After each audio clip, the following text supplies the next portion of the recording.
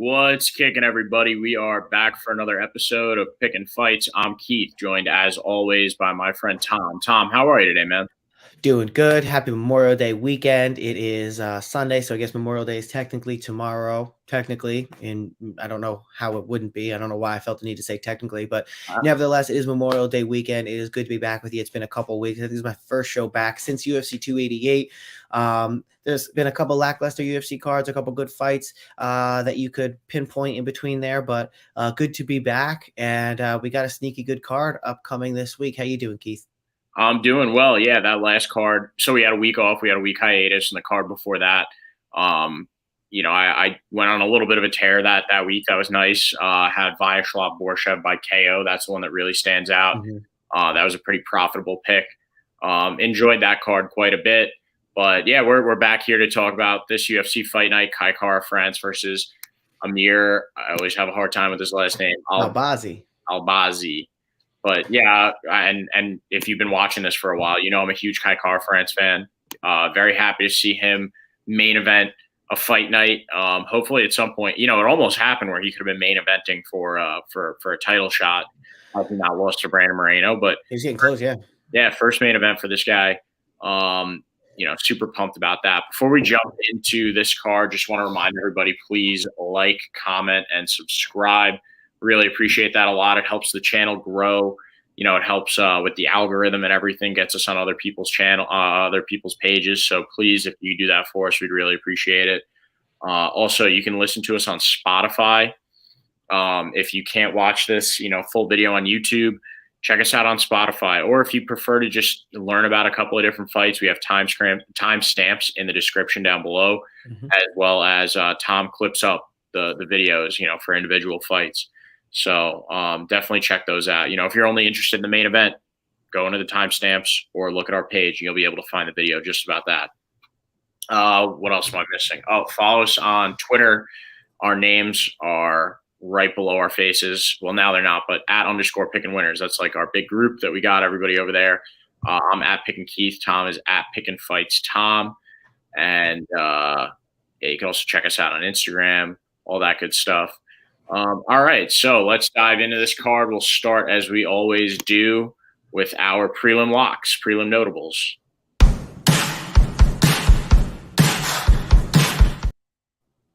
All righty, I'm going to start with one real quick, and that is Jinyu Frey versus Elise Reed.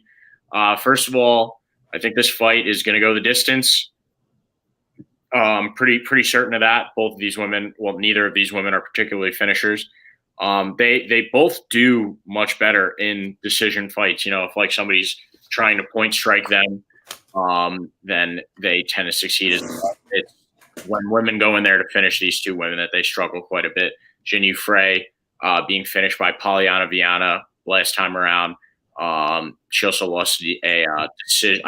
She lost a decision to Vanessa Demopoulos. Won a decision over Ashley Yoder. Won one over Gloria DePaula. And then Elise Reed, on the other hand, being submitted by Loma Lookboonmee last time around, rear naked choke. Decision win, TKO loss, decision win, TKO loss. So this works out well for both women. Definitely going to go the distance. Neither of them is really going in there to take the other one's head off.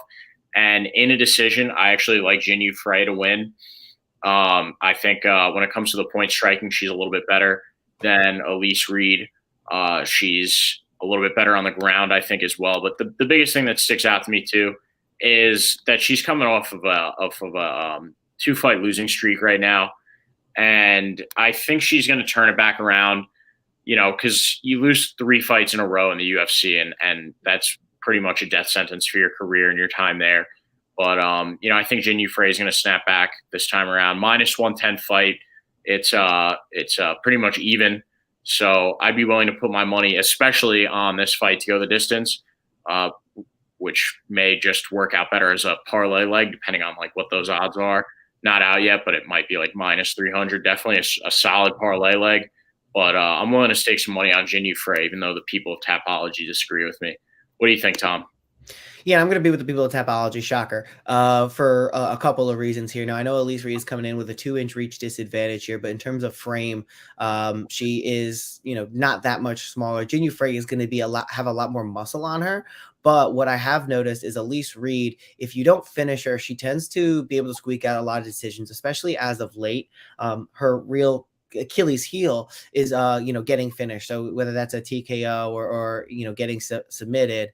Jinyu Frey doesn't have a ton of that type of finishing ability, whether it is on the feet or it is on the ground. I just don't think either of these women really are a finisher, and I think Elise Reed is a little bit more durable. She's able to take a little bit more damage and still be able to put out a pretty decent product out there to at least squeak out decisions if she's not put away. Whereas Jinyu Frey, we've seen her be put away before, and as fights go on, especially having the amount of muscle mass that she carries on her, I think the second and the third round, it's going to be a little bit harder for Jinyu Frey to keep up a pace that's going to convince the judges that she should win the fight. So I think we could definitely see Jinyu Frey go out there, and especially like you said, being on a 2-fight loss, feeling with her back up against the cage, the metaphorical cage. 38 years old, probably going to want to turn it on. 11-8, not the best record. She's going to want to go out there and probably, try to prove a point at the twilight of her career here and maybe go out with a win. But I think she's going to come out, have maybe a little bit of an adrenaline dump in that first round and make it that much harder in the second and the third round. It's a pick 'em fight. I like Elise Reed to be able to squeak out that decision in the second and the third round. She's from Princeton, New Jersey, so naturally I feel some sort of je ne sais quoi that I have to go with her just because she's like kind of the hometown, close to home girl here. So for those reasons, I'm going to go with Elise Reed. Also, Elise Reed training in a kickside martial arts. Jinyu Frey, her own MMA, Frey MMA. I don't know how I feel about that when you have a UFC fighter who has their own gym, training at their own gym. I mean, obviously also part of Fortis, like you said, definitely a good gym there. But I feel like, maybe Jinyu Frey has a lot going on in her life right now, maybe looking a little bit forward to her post fighting career at this point. Elise Reed being 30 years old, being 6-3, still early on. I just think there's a lot more for Elise to look forward to and to drive her through these camps and, through that second and third round that I would feel a little more comfortable betting on Elise Reed to get the decision here. And that's who I'm going to go with. So I think the safest bet is for this one to go to decision. You could pick Elise Reed for some of the reasons I announced or I mentioned, but I wouldn't be surprised if Elise Reed finds a way to drop this one because hey, Jinyu Frey's been been around a little bit, whether that's just age experience or cage experience. Yeah, solid points. Still like her to bounce back, but I think we could definitely agree on the fight going the distance as a great pick this week. The next one we wanted to get into a little bit is talking about Asian fighters. Andrei Arlovski taking on Dontel Mays. Dontel Mays, 31 years old, 261 pounds, cuts a little bit to get to that 265-pound limit. Definitely a big guy at 6'6", 81 inches. He's going to be in here trying to, I guess, make quick work or add a real name to his resume. 9-5. Not a record that really lights the world on fire. Coming off a 2-month, basically 3 months loss ago to Augusto Sakai, who's no longer in the UFC, I don't believe. Had a split decision win that was eventually, I guess, ruled a no contest here to Hamdi Al-Delwahab. I think that was more on Hamdi's. I think Hamdi popped for something. He's got 2 wins before that. Josh Parisian not in the UFC anymore, and Rick Martinez also not in the UFC anymore. Has a loss to Rodrigo Nascimento via submission. The thing that concerns me about that is it doesn't seem like Dontel Mays has a great ground game, but Andrei Arlovski just got submitted by Marcos Rogerio de Lima via rear naked choke 6 months ago. Typically, Andrei Arlovski has had pretty good takedown defense and is just very versatile in the UFC cage, in the MMA cage. And seeing him get, a rear naked choke finish, at the age of 44 by a guy who, granted, Marcos Rogerio de Lima is a jiu-jitsu specialist, but it just maybe makes me think that there might be a crack in the armor of Andrei Arlovski, especially at 44 years old here. Now, he's going to be significantly smaller, 6'3 to 6'6, 77 inches to 81 inches. He is training out of American Top Team still, and he's going to be a little bit lighter, and we've seen him be better when he was a little bit lighter here in the heavyweight division. I don't think Dontel Mays has the level of striking that Andrei Arlovski does, and definitely not the fight IQ.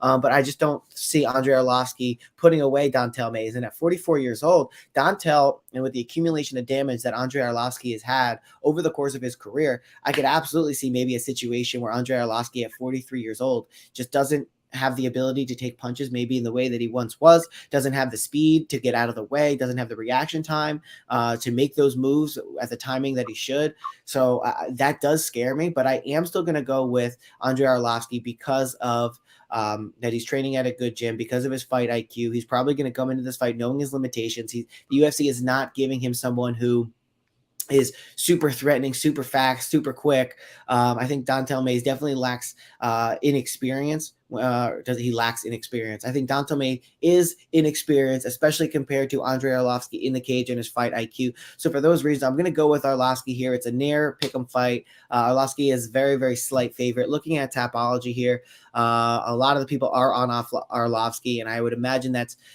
probably due to fight IQ more than physical talent at this point. Dontel Mays has been known to make some mistakes, like you said, losing to Hamdi Abdelwahab, taking this loss here recently to Augusto Sakai not too long ago, where Augusto Sakai, not a guy, far from what you would consider a world beater. And if he's going out there and and being able to get it done against Dontel Mays by a decision, I'm thinking that Andrei Arlovski might have the same future. What do you think, Keith? I'm going with Andrei Arlovski big time on this one, primarily because he's a guy that they match up against a lot of guys that are questionable. And if somebody's a little questionable, when it comes to the heavyweights, Andrei Arlovski is a guy that can expose, a lot of flaws in their game, mainly because, like you said, the experience, the IQ, and all the above. Everything is very solid. He doesn't do anything particularly phenomenal nowadays. He's just super intelligent. And Dontel Mays is very questionable. He's got a lot of areas in his game that are just very suspect. And Andrei Arlovski, the ground game is big for him. The striking is definitely better. The power, not so much. I think Dontel Mays probably has more power, but the intelligence and the experience are definitely on Andrei Arlovski's side. So I'm rolling. Yeah, just coming down to knowing when to pull, knowing when to throw strikes, having an idea of what Dontel Mays is trying to do to him. And, as long as he's going to be able to have a little bit of that speed, and I guess not speed, but quickness is more or less what I'm banking on. Having some quickness and not having the age affect his reaction time.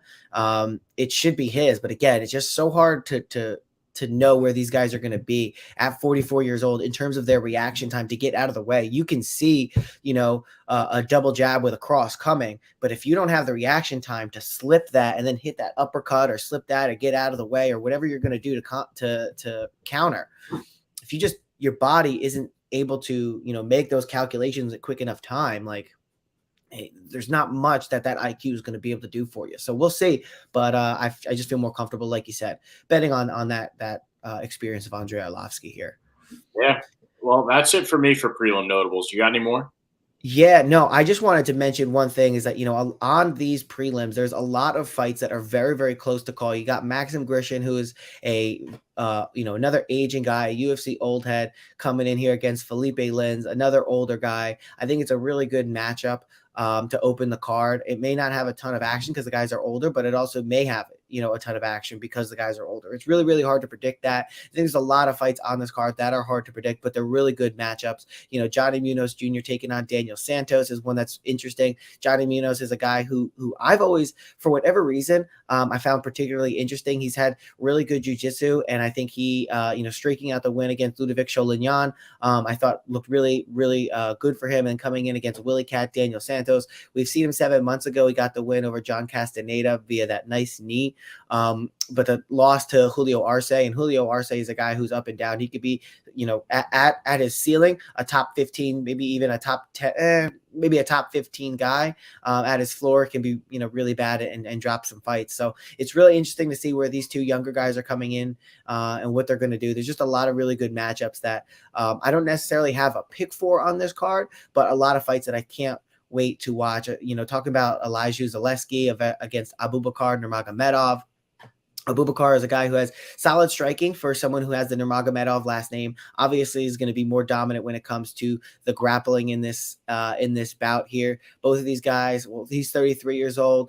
Zaleski's 36, so getting a little bit up there, but still in the 170-pound division, not out of his prime yet. He's had some pretty good bouts against Benoit Saint Denis, taking his undefeated record from him, but that was a year and a half ago. He has a split decision loss against Muslim Salikov, which really looks good looking back on it. He's got a couple of other wins here. Li Jingliang, he got knocked out by 4 years ago, but again, Li Jingliang, and considering how hard he hits and what people say about after fighting him, doesn't look that bad. So I'm really excited for this fight. You're going to have Abubakar, who's going to probably strike with Zaleski as much as he can and then have that wrestling to go and fall back on. So I feel like to some degree I might want to take the wrestler because that's one of the best bases to have in MMA. But regardless, I think this is going to be a good fight. So a lot of good matchups here. Speaking of really good matchups, it's the first one on the main card. So with that, let's transition up to our main card picks.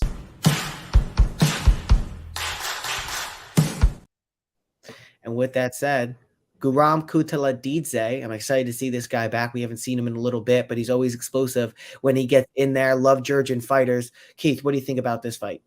I'm with you on that. I like the Georgian fighters as well. You were saying before we jumped on this episode that you train with a Georgian, and they are or you are trained by a Georgian. You're elaborating. Yeah. I train recreationally over at Zealous Nation in New Jersey, where Oleg Zaleski, Oleg Zavatsky, Jesus Christ. Oleg Zavatsky is the head coach over there, Georgian guy. And let me tell you, if he throws a punch your way or just being around these guys, their mentality, you could tell that, growing up in Georgia, it's just something else. And that's why we've seen so many of these Georgian guys have so much success in the UFC. I believe Marab is Georgian.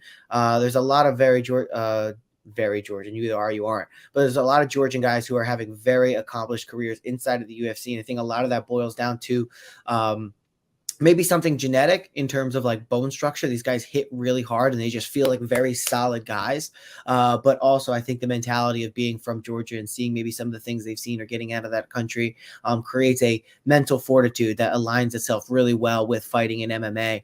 And Guram is a guy who is able to blend a lot of that stuff. He goes in there in his last two fights, he's got a win and a loss. There's been some significant time off, but Damir Ismagulov, split decision loss there. I thought he actually won that fight. It was very back and forth, and you could tell those guys, Damir Ismagulov, I don't know if he's not Georgian either, but he is definitely considered one of those guys at 155 pounds that is kind of like there's like the new guard and the old guard. So you'll have your Justin Gaethjes, your Dustin Poiriers who, sit in that top 5-ish position. But then you have a bunch of guys like Guram Kutateladze. You have guys like Arman Sarukian, who are in the 155-pound division and are probably talent-wise, skill-wise, closer to that top 5 rank than they actually are given credit for. And Guram is a guy who I put right in there.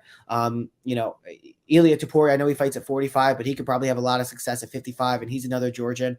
These guys are quick. They have fast hands. They have hard legs. They have very interesting way of fighting that like they are not going to necessarily throw what you expect. So sometimes they'll double up on one side. They'll throw a jab and then follow that up with a left kick and just really try to be hard to figure out in there. And for those reasons, I really like Guram Kutateladze. You look at Jamie Mullarkey, and sorry to steal this one. I know I passed it to you, but I'll pass it right back to you in a second. Jamie Mullarkey is known for a little bit, mainly his ability to take damage. And he'll be in a fight and he'll get beaten up and he'll just keep coming forward. And that's a little bit of a strength of his. And I think against Guram Kutateladze, with the fast leg kicks that he has, with the really strong punches that Guram has, and the, kind of, creative and offensive jiu-jitsu that Guram possesses, I think it's just too many skills for Jamie to overcome here. Jamie is typically a boxer, doesn't throw a lot of leg kicks, likes to come forward, will trade a punch with you, and Guram Kutateladze is not a guy you want to trade with, on top of the fact that he's super fast. These guys generally going to have about the same frame. Guram a little bit older, Jamie from Australia, so that he's going to be what's the quote? I'm a banger from South Sydney. I'm always going to be a banger from South Sydney. So these guys from Australia, they can take a punch, but I just think this is the one where we probably see Jamie Mullarkey get finished, similar to Jalen Turner. When these long guys go out there, especially with the fast kicks and punches and follow it up and are very technical, it gets real difficult. And Guram has a very technical yet creative and very fluid style of fighting that I think is just going to be too much for Jimmy Mullarkey. What do you got, Keith? I certainly agree. I can't say, what you just said any better than you already have. I think a few things to mention. Yeah, when Jamie Mullarkey fights guys that are long as well, definitely throws him off because he's used to being able to snap off a nice jab. He usually is the longer man. And then talking about Guram, you can't not mention the fact that he trains at All Stars. And you just look at the talent and the ability that resides in that gym. You have Hamzat, Ilir Latifi, you have Alex Gustafsson. So you've got a lot of talent in that gym. So he's training with some of the best, well-rounded guys out there. Excuse me. And these fighters have proven themselves, a good chunk of them. And I think Guram is just another great guy to come out of All Stars. So I'm certainly going to roll with Guram for all the reasons you said, plus the caliber of guys that he trains with. You ready to move on to the next fight? Yes, sir. Kick it off. Yeah, Karine Silva versus Ketlen Souza. This one feels a little easy to me. I like Karine Silva. She was pretty dominant in her last fight against Poliana Botello. She has one UFC fight under her belt as opposed to Ketlen Souza, who is making her debut this week. And as we know, historically, debuts are not typically kind to fighters, especially female fighters in the UFC. At minus 180, I think the line is still really good for Karine Silva. I like it a lot. I like her jiu-jitsu. I just think she's so much better at jiu-jitsu, whether it's off of her back or whether she's on top, than Ketlen Souza is. She looks to have faced the better competition out of the two women. She fought in the Contender Series before she got to the UFC. So, the pressure isn't really there on her like it's going to be on Ketlen Souza. But I was just super impressed with her last time around, and I expect her to keep the train rolling. There's a reason why this woman with one fight in the UFC is on the main card. As of right now, it could change, but I think they expect a lot from her. I think the ceiling is pretty high for Karine Silva, and I think this is going to be a very dominant performance for her this week. What do you think, Tom?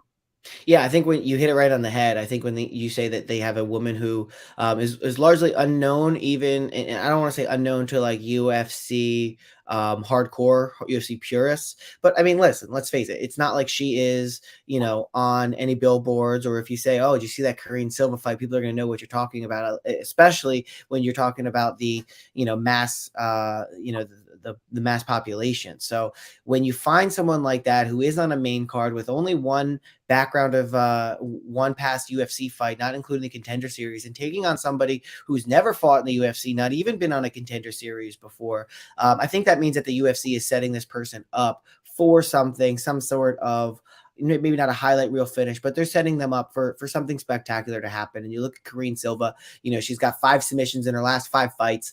Not all have been against great competition. You see against Giovanna Eduarda, she submitted her and she was 1-0 at the time. Giovanna was 8-1 heel hook, 12-7-2 arm bar, 22-3 guillotine, 8-4 darce. But I really like from seeing all of these. First of all, Poliana Botello is no slouch, but see the diversity in submissions here, I think really plays to the offensive nature of Karine Silva's jiu-jitsu game. What you don't hope to see is that she goes in there and just looks for the submission, and not that she would come out there and look like Chrome Gracie did and just be scooting around. But I think the entire UFC is on notice now to not do that. But not that they would have in the first place. That was a crazy game plan. I don't know why you would think that would work.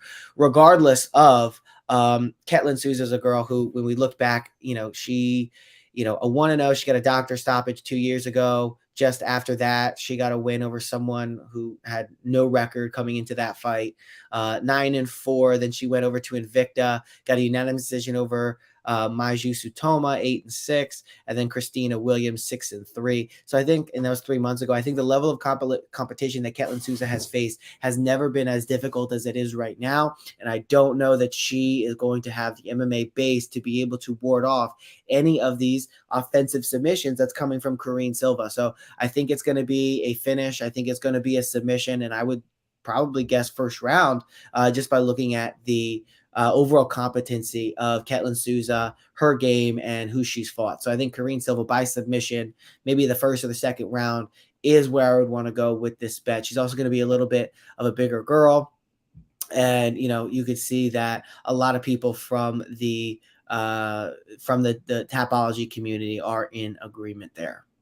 Yeah, I like the pick a lot. And minus 180, it feels like almost like a steal of a pick. So I'm going to lock that in basically as soon as we get off of here, if the submission pick is available.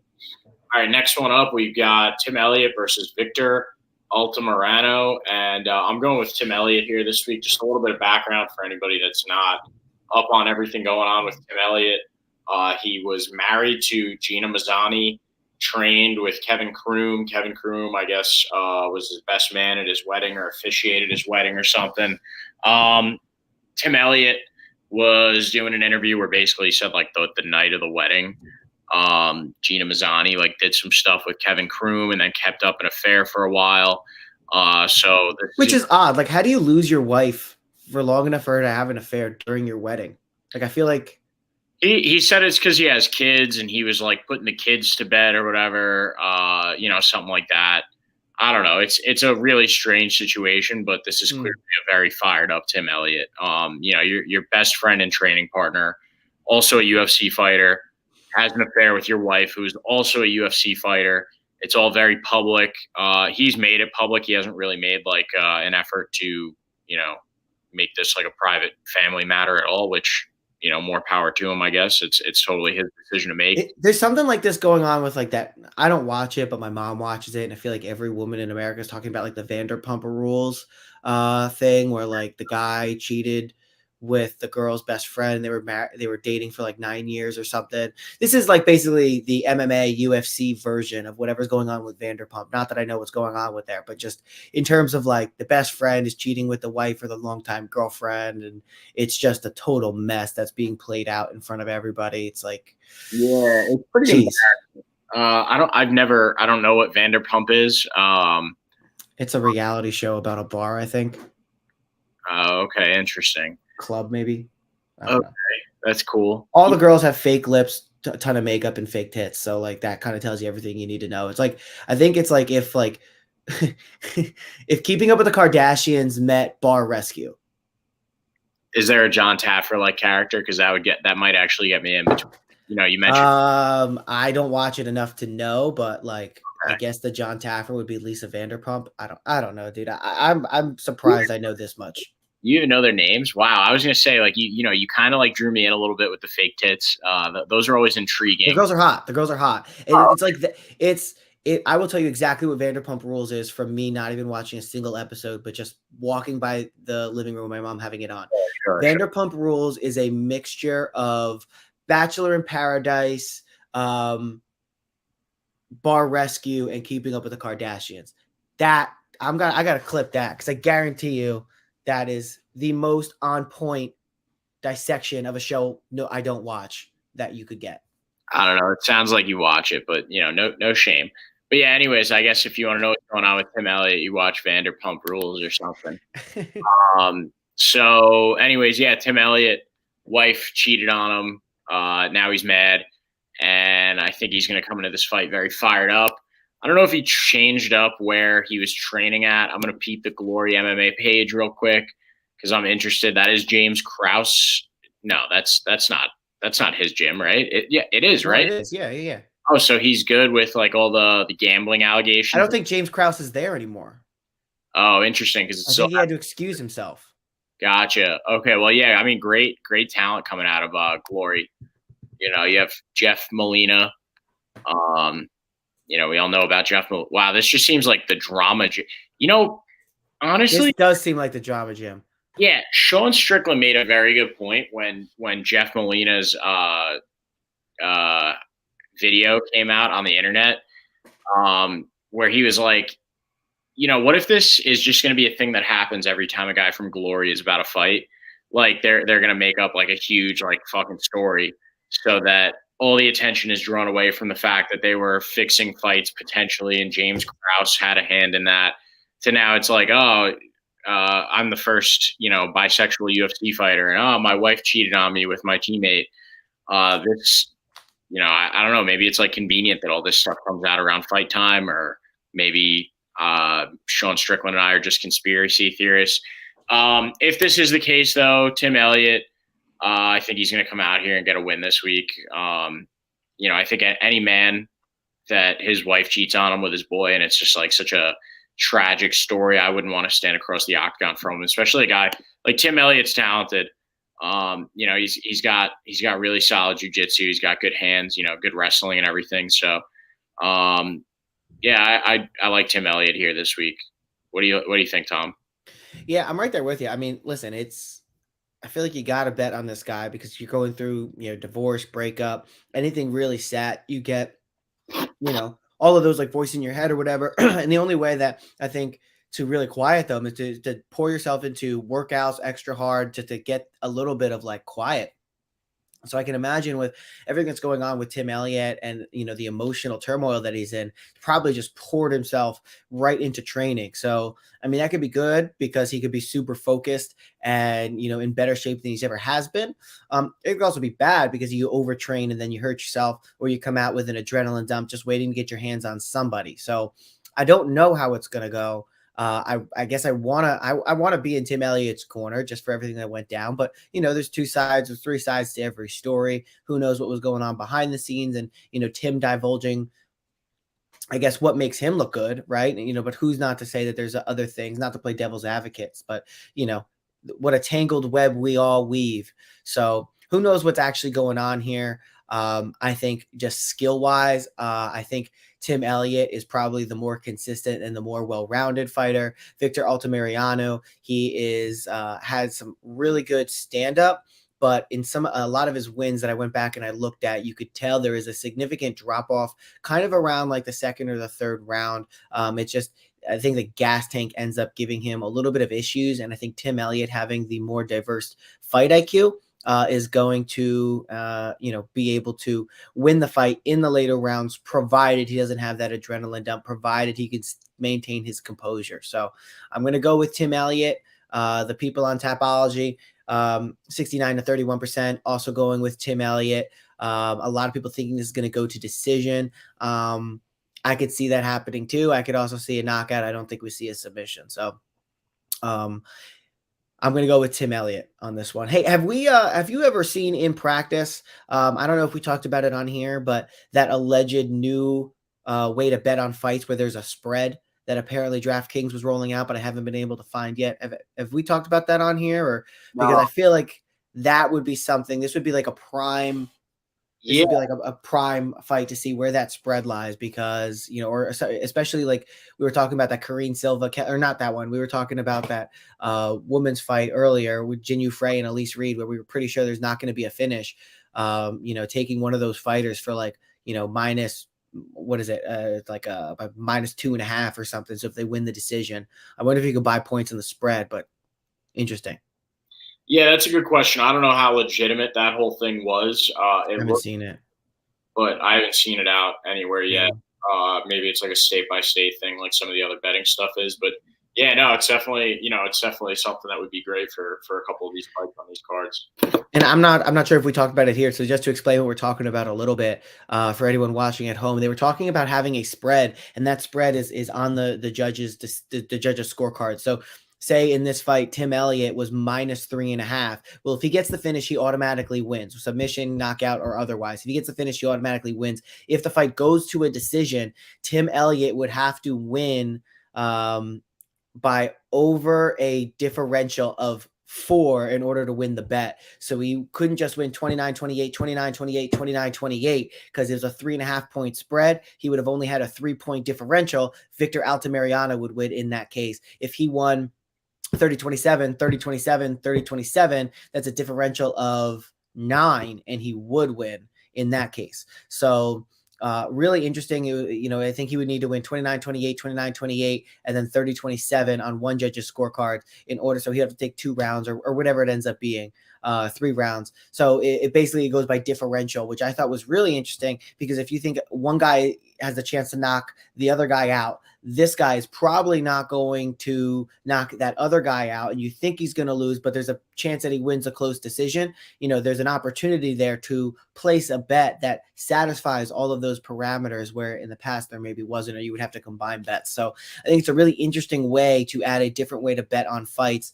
I wonder if they were like rolling it out and then now they're testing it to see, how that actually lines up, if it was a state-by-state thing, like you said, or if it was total fabrication. But whatever it is, it's exciting. Hopefully it's true. Yeah, definitely. All right, you ready to move on to the next one? Yes, sir. We got Jim Miller taking on Jared Gordon. What are your thoughts on this one? This is a weird one, tough one. Just because you have Jared Gordon coming off of what was it, like 3 weeks? Yeah, fight 3. It's gonna be like almost a month. Come Saturday. That was the one against Bobby Green, right? They clashed heads, headbutt, not fun. Ended the fight right then and there. And then you have Jim Miller, who is coming off of a loss 2 months ago to Alexander Hernandez. That was not Jim Miller's fight. He looked tired. He looked old and exhausted. So these are 2 weird things going for both of these guys where you may have like that little bit of fatigue from, pretty fast turnaround for Jared Gordon, and then Jim Miller just being, the elder guy, not so much of a gas tank in that Hernandez fight. I think I'm going to go with Jared Gordon here, though, because Jim Miller definitely wants to go to the ground with Jared Gordon. Jared Gordon, we've seen he's got pretty solid takedown defense. We saw that in the Paddy Pimblett fight, which I still maintain that Jared Gordon won. But yeah, pretty solid takedown defense, good on his feet, was fighting a really great fight against Bobby Green before the headbutt, before the clash of the heads. And definitely fought a great fight against Paddy. Had a great win against Leonardo Santos. Lost to Grant Dawson by submission, and a good win against Joe Selecki in a split decision. I'm sorry, was that no? Split decision, yeah. Jared Gordon, I think the ceiling is starting to rise for Jared Gordon, and Jim Miller is just like one of these guys that's lingering a little bit. He's a name in the division. They bring him up to fight certain guys. If somebody needs a fight, he's the guy that jumps in there. But I am going to roll with Jared Gordon. I just think right now at these guys' stage in their careers, Jared Gordon has the better hands, and he's got the takedown defense to stop Jim Miller from bringing him to the ground. And I really don't think that Jim Miller has the hands of the gas tank to keep up with Jared Gordon for 3 rounds. So I'm going with Jared Gordon. Don't see a headbutt happening in this one, but I do see Jared Gordon eking out a decision win, potentially a split decision too. What do you think, Tom? Yeah, I mean, listen, we saw some really good takedown defense from Jared Gordon. And, we've seen Paddy Pimblett. He knocks people out, but he can also go to the ground and he's pretty adept there as well. Jared Gordon, was able to keep the fight standing and landed a lot of good punches. And at least on the feet, it seemed like they were, pretty evenly matched. Maybe, different. Maybe Jared, I think, had some flashes at some points in the fight. Paddy Pimblett was able to certainly land some punches. The thing that really concerns me about Jared Gordon coming into this fight is, his activity and the punches that he's absorbed to the head. So, you look at in his last year, he's fought 4 times. He had a loss over Grant Dawson where he was submitted, came back against Leonardo Santos. He won that by decision. So that was only, 4 months later. 3 months after that, he fought Paddy Pimblett to a decision.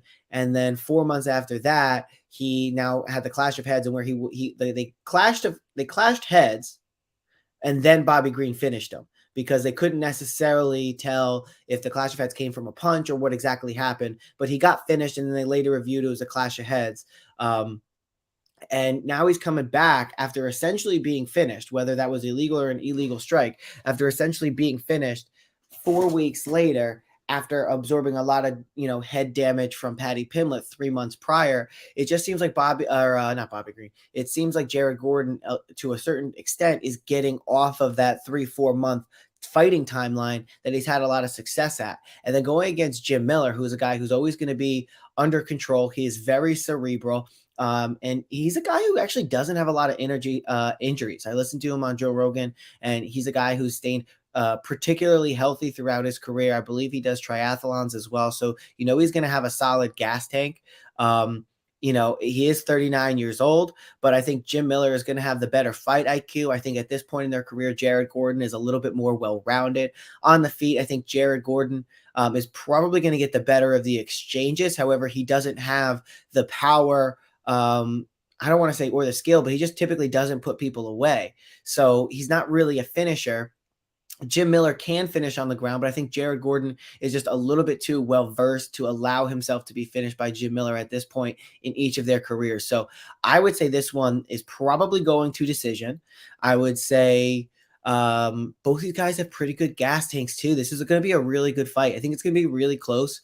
I think I would lean to maybe Jared Gordon just being on the younger side, being able to maybe eke it out. But I would say, there's going to be like definitely a decision.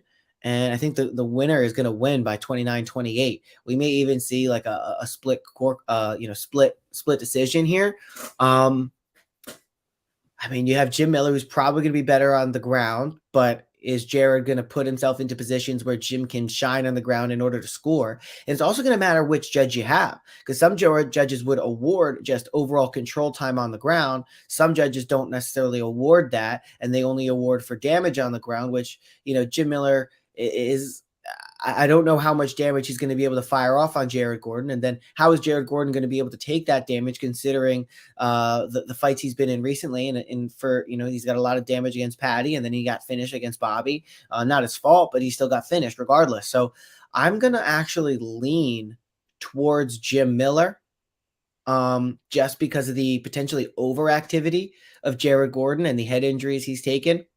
You also got to think about it. If he fought, Leonardo Santos, took a little bit of time off, fought Paddy Pimblett, and then 4 months later fought Bobby Green. He's not taking a ton of time off, but he's still staying on that. And then, another 4 weeks later, he's fighting again Jim Miller. He's been in camp for better or for worse, but training after getting knocked out.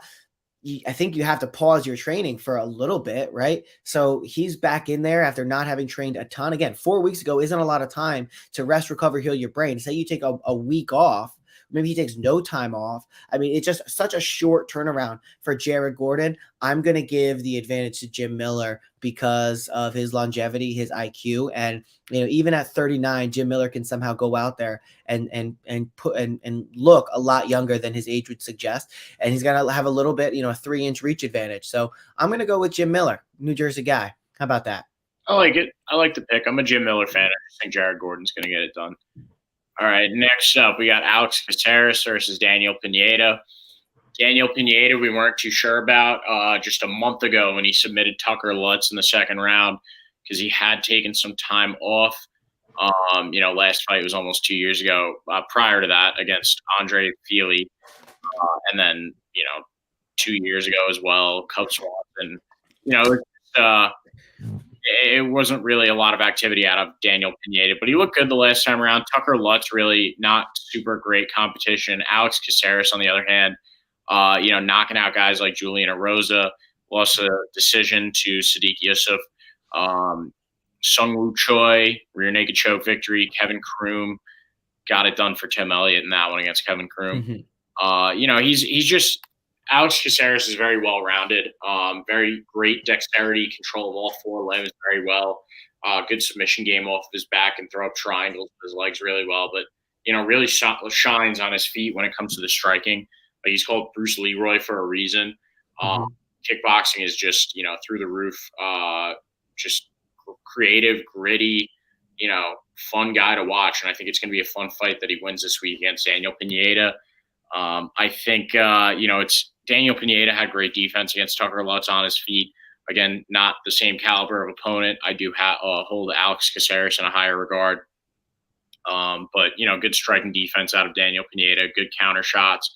If it does go to the ground, I think we're going to see a lot of scrambles, and both these guys are eventually going to get back up, and it's going to take place primarily on the feet, where I think Alex Caceres gets it done. just mainly through his creativity and dexterity. What do you think, Tom?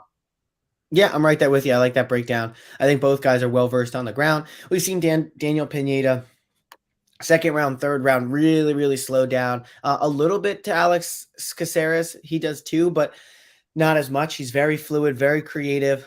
His fighting style is very dynamic. He'll throw a lot of kicks, punches from odd angles, and it just seems to flow together. It seems like he's in there just kind of having fun and entering that flow state. Again, his only loss in his last 5 is to Sadiq Youssef, in which was a decision where he went in there and he competed. Daniel Pineda goes in there. He had a no contest with Jeremy Kennedy in the PFL. There was the no contest again because the accidental eye poke with Andre Fili. Cub Swanson, he got knocked out by. It was a decent amount of time ago. 37 years old, getting up there in age. Bruce Leroy is 5'10". He's going to have a 4-inch reach advantage. He certainly is a guy who knows how to use that as well. His long legs. So for all of those reasons, I think when it comes to the ground, I think they're pretty even. I don't think Alex Caceres, even though he can get himself into compromising positions, he always finds a way to worm his way out.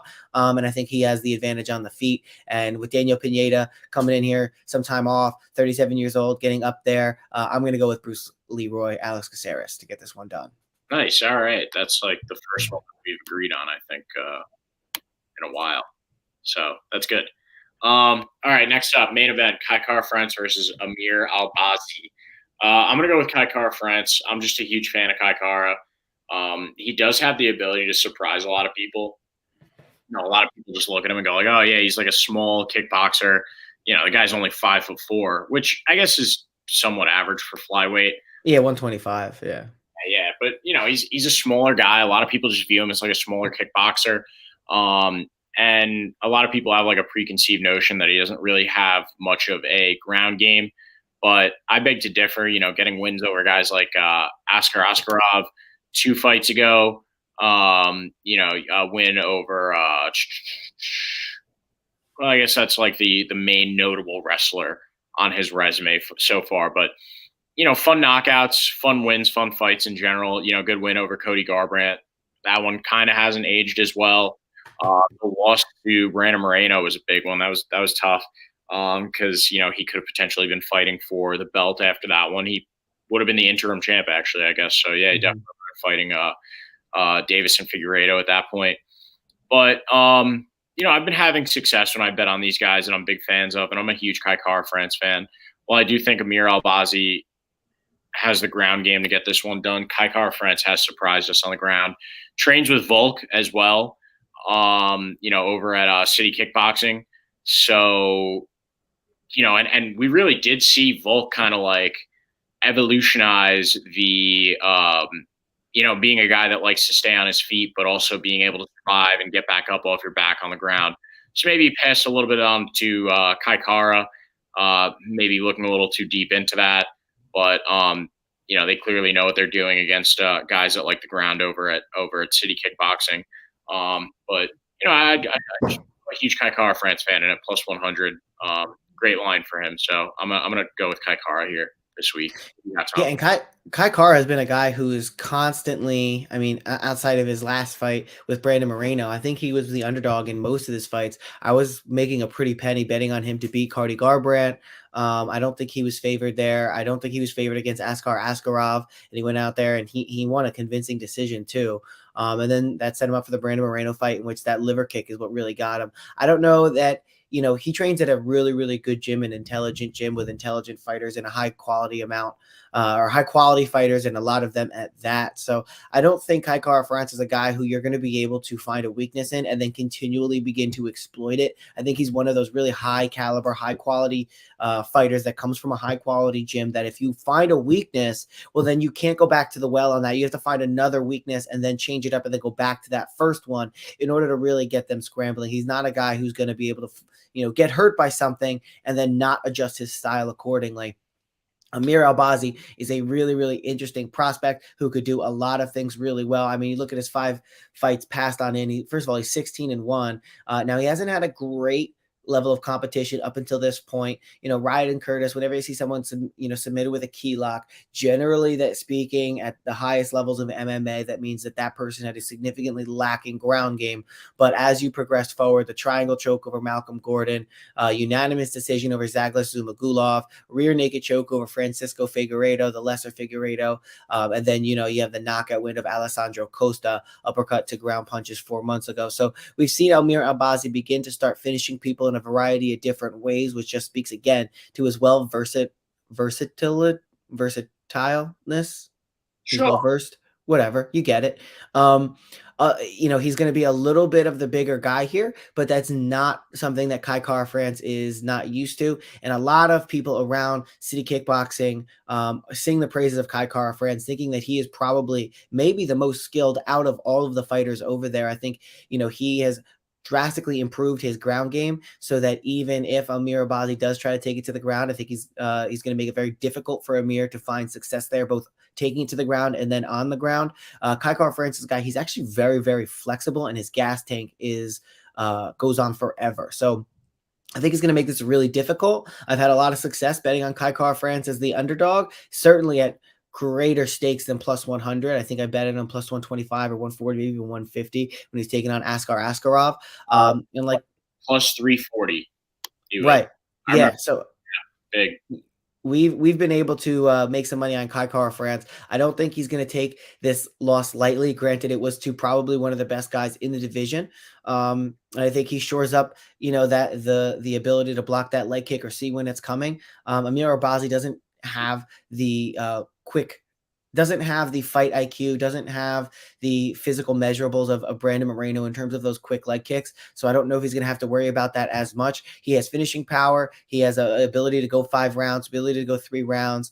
He has a good takedown defense. I'm going with Kai Kara-France to get this one done here. But if Amir Albazi goes out there and he does get the win, watch out for Amir Albazi, because that instantly catapults him to the top of the division. And he could definitely be looking for a title shot shortly thereafter if he does get this one done. And it puts Kai Kara-France right back into contention again, because he is a good quality fighter that got caught with 2 or 3 liver shots, and that was sayonara. Clean that part up, and I think he's really a force to be contended with. Just to shore up this prediction, Kai Kara-France favored by 54% of Tabology. Some even figuring him to get the knockout. 37% think Albazi is going to submit him. I don't know if I see that happening, but since I said that, it very well might.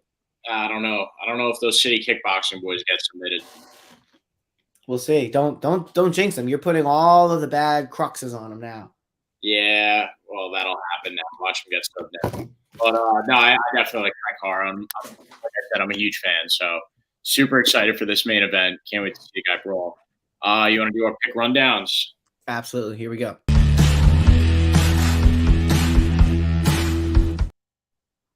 All right, let's do it. Prelim locks. I'm going with a decision between Jinyu Frey and Elise Reed, and more specifically, a decision win for Jinyu Frey. And then I'm going with Andrei Arlovsky over Don'Tale Mayes. For the main card, I'm going with Guram Kutateladze. I hope I said that right. Over Jamie Mullarkey. I can't say names, bro. Kutateladze. Kutateladze. I hope I say it right, and I can't correct you and have you have said. Well, there is, yeah, maybe. I don't know. And then I'm going with Karine Silva over Ketlen Souza to win that one by submission, most likely. Going with Tim Elliott over Victor Altamirano. Going with Jared Gordon over Jim Miller. Going with Alex Caceres over Daniel Pineda. And I'm going with Kai Kara-France over Amir Albazi. What do you got, Tom? I'm going with Elise Reed to get it done by decision over Jinyu Frey. I am going with Andrei Arlovsky to use that kind of old man wisdom to get it done over Don'Tale Mayes. Although, he keeps proving himself. He's 44 years old. How long are we going to see Andrei Arlovsky go? He's literally older than Tom Brady, I think. And he's fighting versus playing quarterback where you're not allowed to get hit. Nuts. Other words, Tom Brady, minority owner of the Raiders. Raiders next quarterback, week 3. Watch out. Moving up to the main card, Guram Kutateladze taking on Jamie Mullarkey. I'm going with Guram. I think he's going to be able to actually finish Jamie Mullarkey somewhere in the second or third round from the accumulation of damage Karine Silva, I'm going with the first or second round submission of Ketlen Souza. Tim Elliott, I think, squeaks out, gets a win over Victor Altamirano. I'm going with Jim Miller to win a decision over Jared Gordon. Alex Caceres to get it done over Daniel Pineda. And we're going with the slight underdog, the city kickboxing kid, Kai Kara France, to get it done over Amir Albazi. But like I said, if Amir squeaks this one out, actually either of these guys, whoever wins this fight is definitely maybe one fight or no fights away from the title next. So really interesting stuff going on in the 125-pound division. Yeah, for sure. Alrighty. Well, just want to thank the people at home for tuning in this episode. Enjoy the rest of your holiday weekend. So like, comment, subscribe. Thank you. Follow us on Twitter. Listen to us on Spotify as well. Definitely subscribe over there and like the episodes, even if you're not listening to them. menoforder.com. We do a little extra breakdown over there. Am I missing anything? Bet responsibly. Don't bet more than you can afford. Other than that, just want to say thank you to the people at home, and thank you to you, Tom, as well, for being here for another Sunday edition of Pickin' Fights. I'm right there with you. Everybody have a great Memorial Day.